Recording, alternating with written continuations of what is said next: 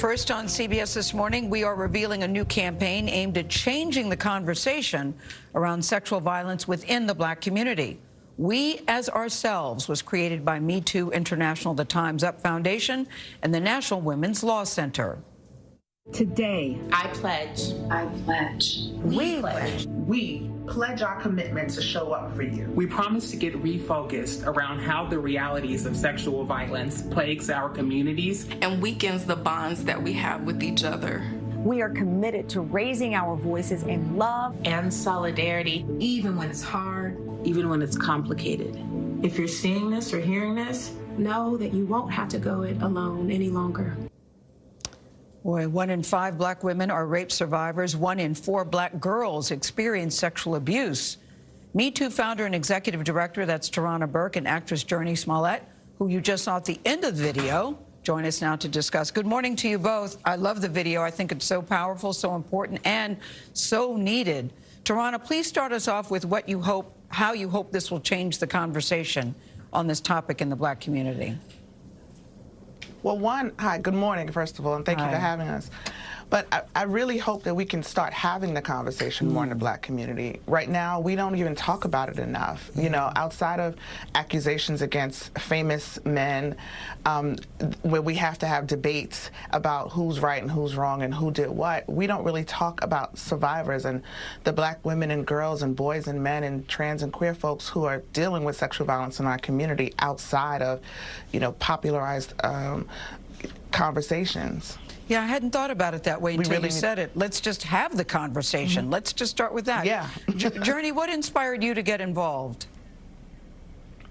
Well, I mean, I've always been inspired by Tarana and the Me Too movement that she founded so long ago. And we've, in partnership, just collaborated on a number of projects. And it's just been something gnawing at all of us, you know, that we have to acknowledge that mainstream media, pop culture, society at large greatly influence how we show up in conversations about sexual violence and how we do not support Black survivors. And we're just tired of being sick and tired. You know, we're tired of the erasure of the Black female narrative. We're tired of seeing our Black femmes, queer folks, girls, you know, gender non-conforming survivors. We're tired of seeing them muted and silenced. And so we're just deciding to show up. And like Tarana said, just have the conversation. Tarana, it's Anthony. One of the startling things in this is the statistic that I saw that for every Black woman who reports rape, at least 15 Black women do not. Why are Black women less likely to report assaults? Well, there's so many reasons, one being that we're not believed. And I think that's kind of universal, right, that people tend not to believe survivors. But in the Black community, there's this extra onus on us to protect our perpetrator, and that's not to say that they're always Black men, but when it is a Black man, there's an extra onus to protect our perpetrator. There's also been a culture of silence in our community around sexual violence that says, you know, you'll get over it. You'll be fine. There are more important things to focus on. So we don't come forward because you don't want to create more trouble in the community. You don't want to create more trouble in your family. And so there's an extra burden, and we see this around with Black women in general, right? There's always an extra burden that we have to take on, an extra level of responsibility, and we don't even get to center ourselves. You know, that statistic that Anthony just said to you, Tarana, stuck out to me. I did an interview with FKA Twigs last week where you talked about famous men. She's speaking out publicly for the first time on camera about the emotional, physical, verbal abuse that she suffered from him. And this sort of backs up exactly what you're saying. I want you to hear this. I felt like I had to overcome judgment and discrimination before I could even get to talking about what had happened to me. And she says that she was told that when she sought help from women who specialize in getting you to talk. Does that resonate with you? Absolutely. It absolutely does. And I think a lot of times, you know, we do it out of safety. You'll have an older black person in your family, you know, an auntie, a cousin, or somebody who'll say, well, listen, you know, you don't want to cause problems. You you'll get over it. It'll be fine. You know, there's just other things that we have to worry about. In this moment, just think about last summer. We had this uprising, and everybody was talking about being anti-racist, and and racism was the conversation of the day.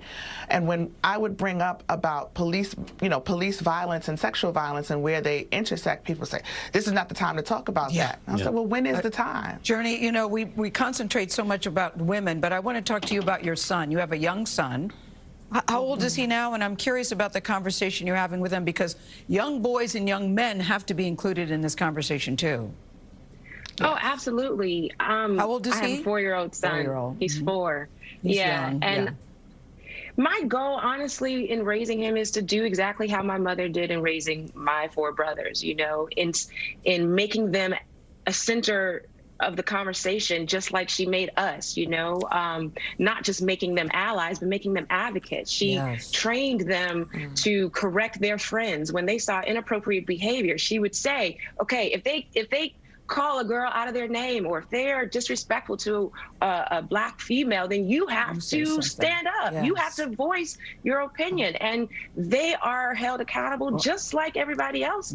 And it's part of the conversation, right? Like just having the conversation at your dinner table, in your church basement. You're exactly right. Your son's very lucky. We're going to have to leave it there.